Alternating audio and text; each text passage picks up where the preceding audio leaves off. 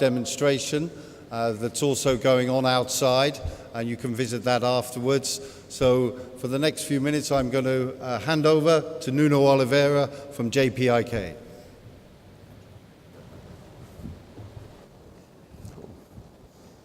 Boa tarde. Good afternoon, ladies and gentlemen. It's a great pleasure to be here in Mozambique, in Maputo, with all of you, sharing our vision for the future of education in Africa. As you probably are aware, I'm Portuguese, and for me and for JP, it's a great honor to be with all of you because we both believe basically on the same things. That you want to change the world. You want to change your countries. You want to change our countries. And you truly believe that with technology and education, you can really do it. It's hard. It's very difficult, but we can do it.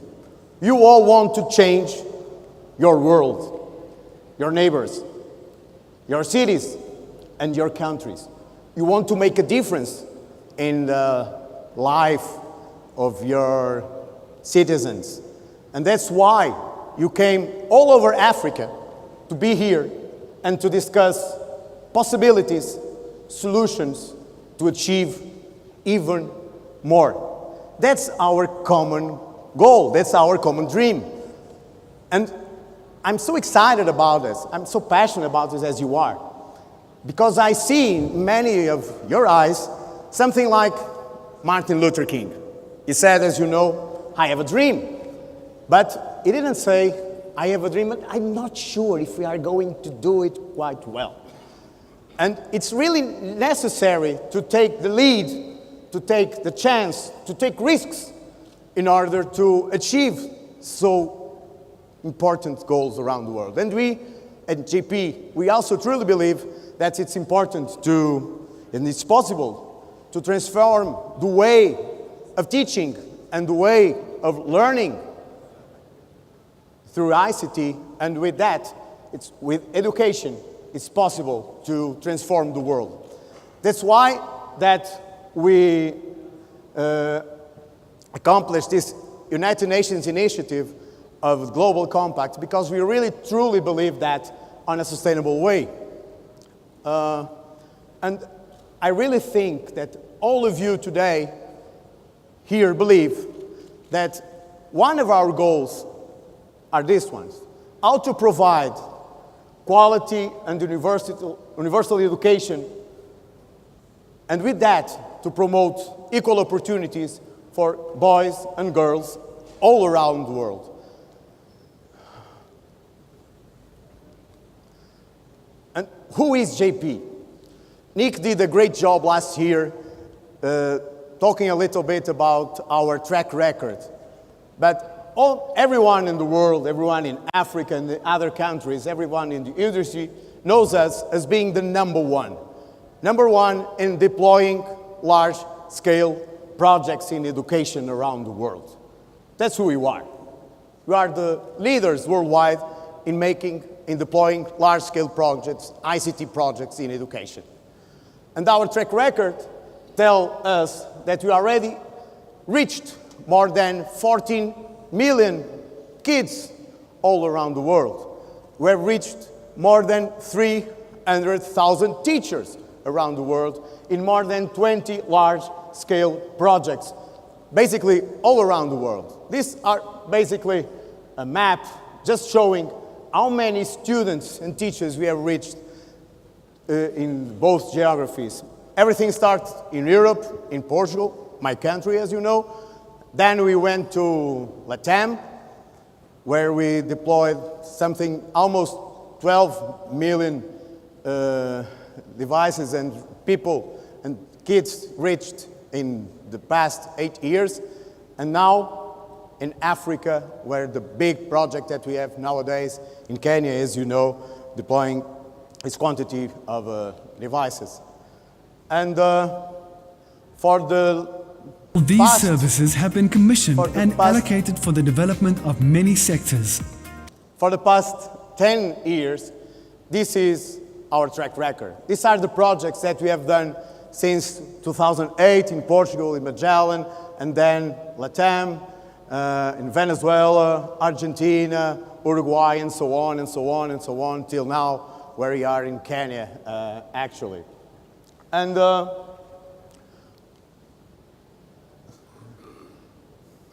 trying to put this working. Okay. And our ambition is to be, for all of you, the really trusted advisor, people who you think that can help you when you want to integrate education and ICT in the classroom. This is our ambition, to be the world leader integrating technology in education. And based on what?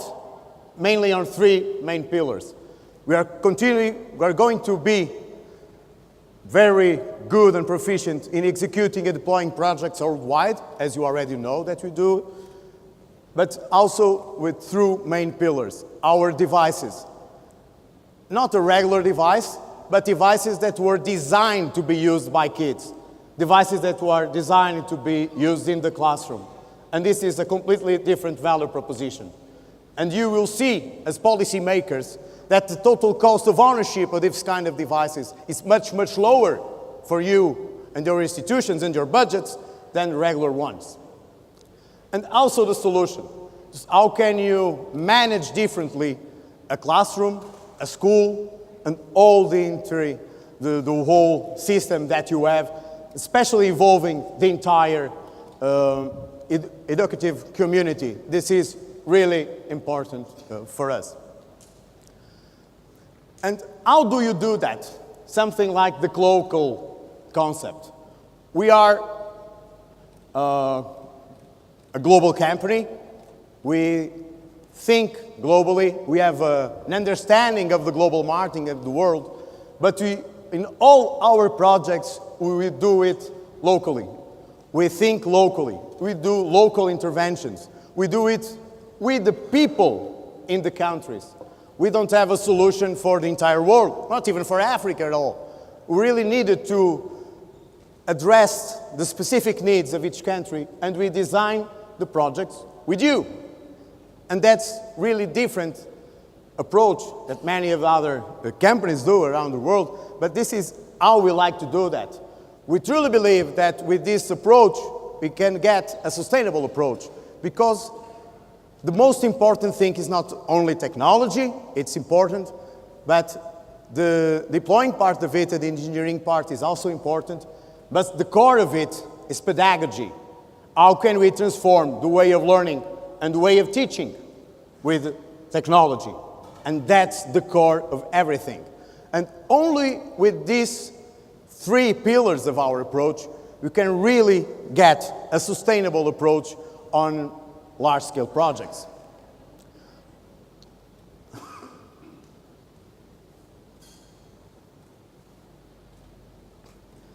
Is it possible? Okay. And through this approach, we truly believe that we can partner with you, your countries, your communities, in achieving the Sustainable Development Global Goals. We really want to help you to achieve economic impact, educational impact, social impact, and a sustainable impact with this kind of projects. 2030, it's not so far away. And we all really need to address all the efforts that we can to achieve that in all our communities, urban areas or rural areas. And this is so, so important. But as I told you before, the real difference of our approach is that we really think that local partnerships are crucial. Not only worldwide partnerships as the ones that we have with Intel. Brian did a great conference in the morning with Microsoft and all the other players in the industry, but local players. Because we cannot go to a country and say, we know everything. We don't need your manufacturers. We don't need your distributors. We don't need your technicians in ministries. No, we really need to partner with all the stakeholders you have in your country. Your technicians, people from the ministries, your consultants, your industry guys. Because after the project, these are the guys that are going to continue with this project. Otherwise, in 2 or 3 years, everything could stop, and then it was JP's fault. JP did everything, they went away. So we really believe that we have to do that with you, with your community, with your technicians, with your people. And that's why this is so different with your universities, with your technicians. As you will see in Kenya, our main partner is one of the biggest universities in Kenya, Moi University. They made a joint venture with us to go and win 2 of the 3 lots that were in the international public tender. They made the training of so many people around that. We contracted locally 500 people, Kenyan people, to do the job. We didn't took Portuguese people to go to Kenya and do that. That's not how we do. That's not what we like to do, and we'll never do that. And more, it's very important, in our perspective, to change a little bit the perspective from the factory or the manufacturing to the knowledge center. More and more, knowledge transfer is not selling you lots of paper for a huge quantity of money saying, this is the project I give you. No. It's not possible anymore like that. The most important thing is, how is it possible with this kind of projects to have an approach for devices, for software development? How can we create with your local partners new streamlines of value and create a new industrial cluster, creating job opportunities and not only on assembling devices, even if assembling devices is very important and repairing devices is very, very important. But software development, project design, project deployment, these are core competencies then there. After that, will be in your country, with your people, with real people, your technicians. And this is very important, and we truly believe that in our ecosystem of partners, local partners that you have in your countries, and the global partners, like we, Microsoft, Intel, and so on, we can really do that with you, and not imposing a model of doing things in your country. I won't tell you about all our track record around the world, but I'll tell a little bit about our approach to Africa. In Africa, we basically have 2 different approaches. One of those is based on the Kenya project. It's a complete project for us because it takes care of the 3 main pillars that I told you before: pedagogy, engineering, technology. And this is very important. And last year, we were the winner with Moi University, as I told you before, of the 2 of 3 lots covering 26 counties in Kenya. But better than me talking about this project is to put Kenyan people talking about this project. So I'll take 1 minute of your attention and patience to see this video, please.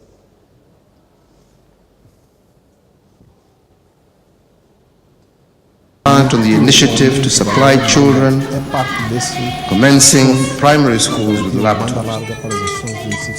The first time I saw a computer, it was September 1.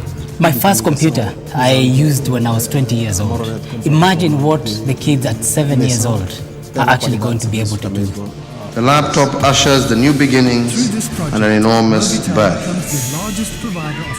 The rural areas, the schools in Mashinani, they were disadvantaged compared to the schools in urban areas. Now they're all the same. They're all equalized. The first experience when the LGDs were brought, this kid was asking for a password. And the first time I came across that word was at the university. I was a little bit challenged on how to tackle the ICT lesson. But after training, I've become competent.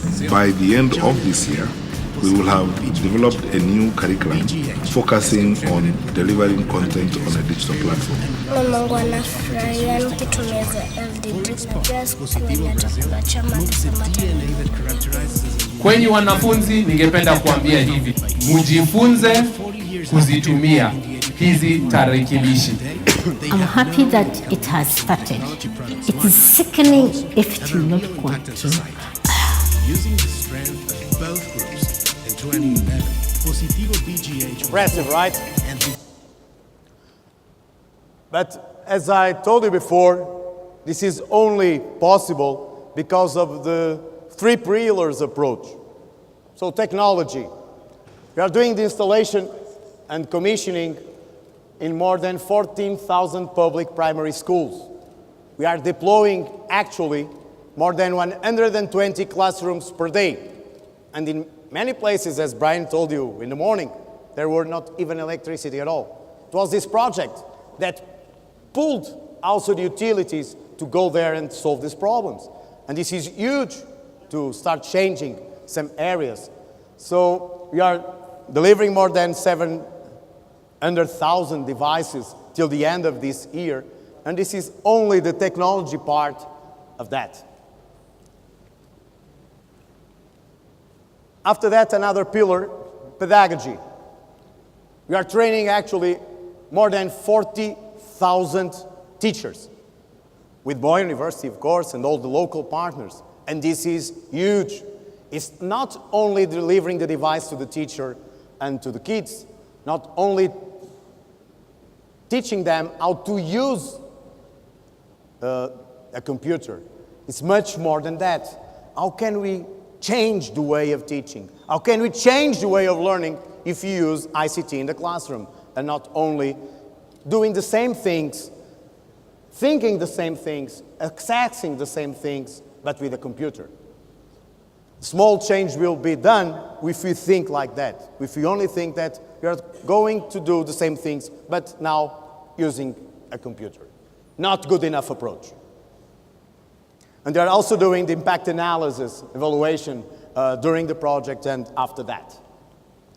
And the third pillar of it is engineering, because we needed to install the procured equipment. We implemented a final assembly unit locally that's already ongoing, and we had provided functional and technical support and the repair center locally.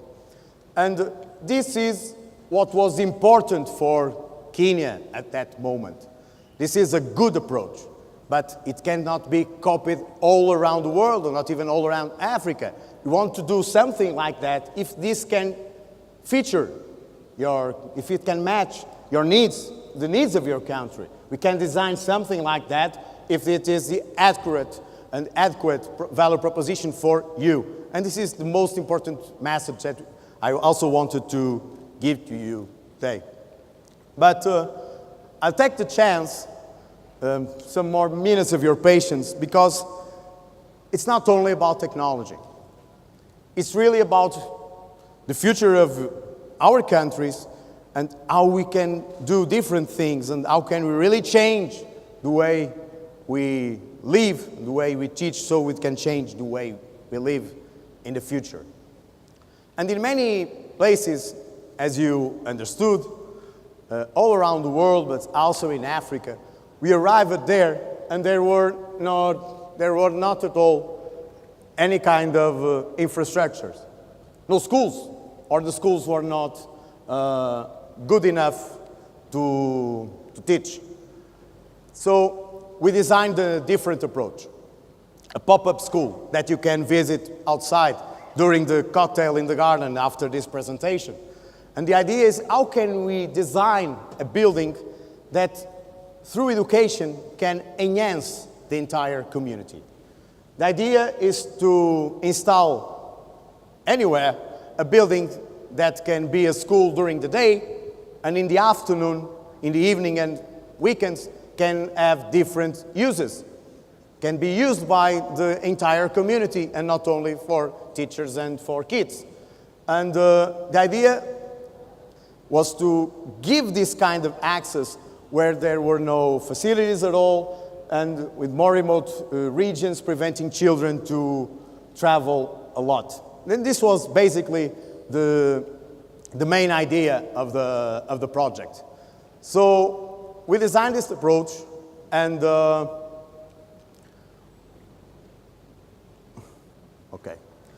And we got this building that can be installed in less than 1 week, only by 4 guys. It's very easy to install locally. It doesn't really need a soil preparation, terrain preparation before, as you can see outside. We truly believe that this kind of buildings that we already installed, some around the world, can be very useful when there are lack or gap of infrastructures locally. This is the value proposition. And it can be very useful because it can shift location. Several of the schools that you already installed already changed the places. Okay, so, and it keeps working great as a brand new building.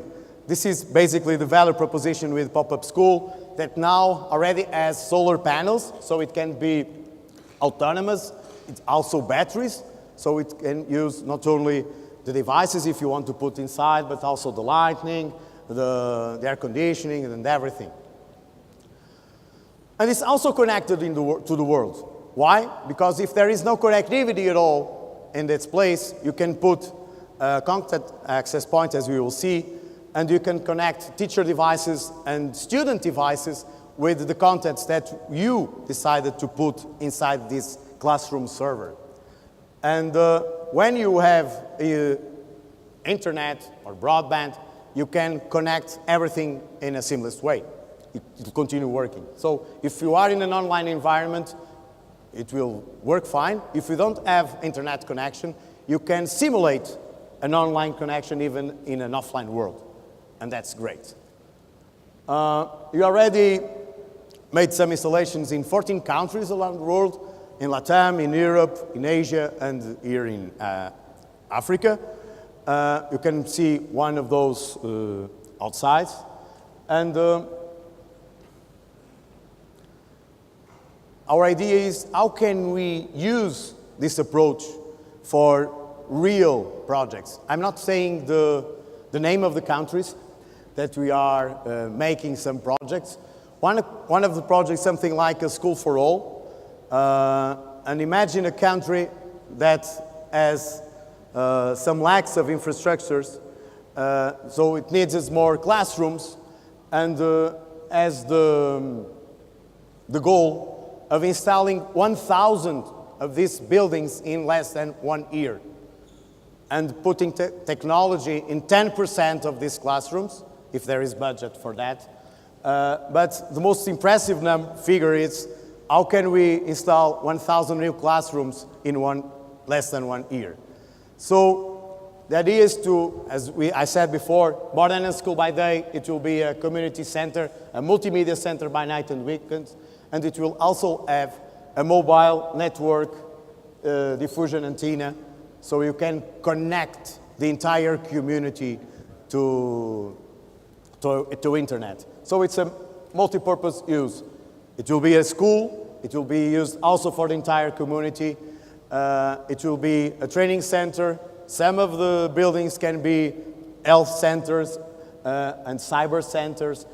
And so the idea is how can we deliver with the same building a different value proposition that can match the needs of the surrounding community. So the idea, once again, is to design the final part of these projects with you, with the local needs of your communities. As I told you before, we are using on that the classroom server, the CAP, the content access point, because it can be used in a wired environment, in a wireless environment, or in an offline environment. You can put local contents for the entire community, even if there is no connectivity at all, and the community can use this kind of contents. And as I told you before, in this particular project, we are connecting also a GSM antenna to broadcast mobile network. It could be a different kind of technology. It's prepared to be used with different kinds of communication technologies. And the idea is, through this building, to take the online environment for the entire community, and not only for kids at school. And the other idea is, how can we have a campus for all? How can we cluster some of these buildings and not having not only one building, but how can we put 500 students in more than 2,000 square meters of modern construction in a campus? Global goals were more than 10 classrooms, 1 laboratory for digital classrooms, 1 clinic for health support, and all others have the activities and functions that a campus needs to have. Canteens, kitchens, teacher accommodation, very important in many places, as you very well know. And the idea is to do something like that. This is the project of more than 20 buildings. Some of them are accommodations, some others are classrooms, regular classrooms, others are toilets and bathrooms, others are teachers' accommodations, administrative buildings, and so on, and so on, and so on. So this is the concept that we really want to address locally with you. This is basically a vision from the classroom inside. You can see it inside, outside in the garden, and we invite you to take part of the cocktail that we are offering to you all. And we are very honored about that. And what I really want you now to finish the presentation, and after that we'll have the Q&A, is to see a very short video that could have been done by any one of you. It's in the words of a policy decision maker that has done his homework and is trying to show which kind of projects are around the world and how can he achieve or help his country in achieving sustainable global goals.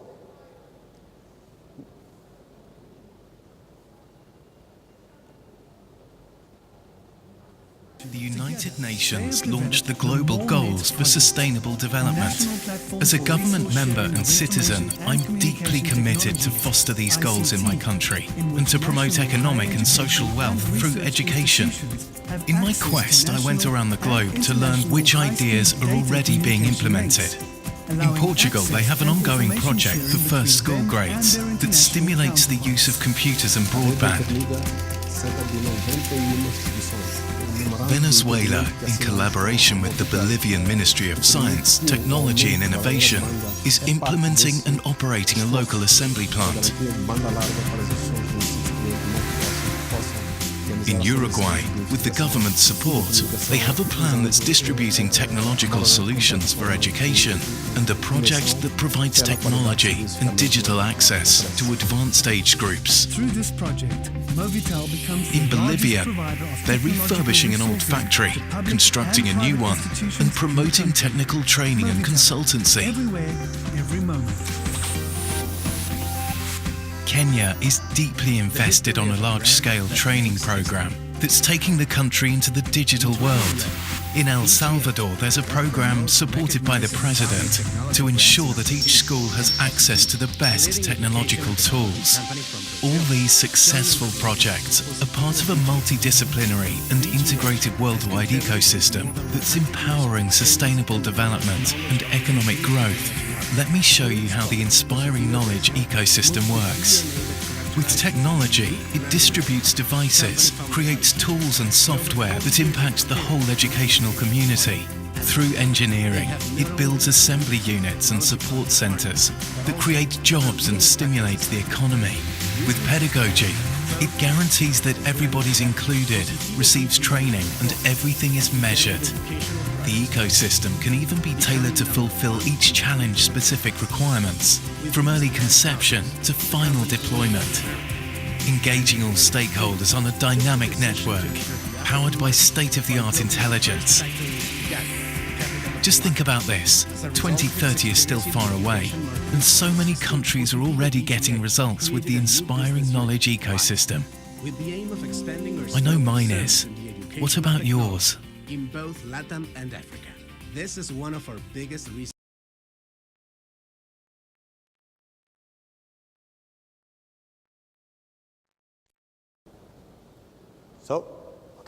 For us at JP, it was a great honor to share some of our expertise with you in only 20 minutes.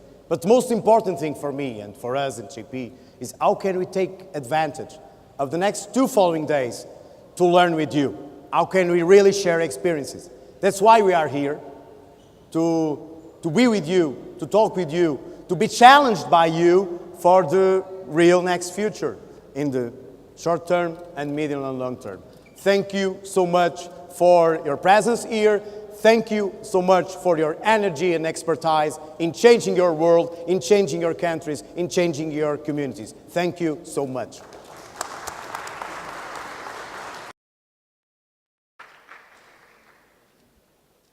Thank you very much, Nuno. Thank you. Okay, we're going to wrap it up now. We are going to close because we've come to the end, but there is time for a ministerial tour, a tour of everybody, of all the exhibitions. This main wall is going to open up now. If we could ask the hotel. The venue is going to open up. There's a live demonstration at the pop-up school outside. Please take time to look at the exhibitions. And also, at 7 o'clock tonight, food and drink, all your food and all your drink will be served in the cocktail reception by the swimming pool. It's on the 2nd floor, so please, after 7 o'clock, come to the 2nd floor swimming pool area and we'll have a nice reception there. In the meantime, we'll relax, and if I could kindly ask, we start again at 8:30 tomorrow morning with the Minister of Science and Technology. Welcome. And finally, thank you all for your attention today. Oh, just one other thing. From tomorrow, with these main entrance open, we'll be coming from the main entrance through the back of the hall. But thank you very much, ladies and gentlemen. Have a good evening.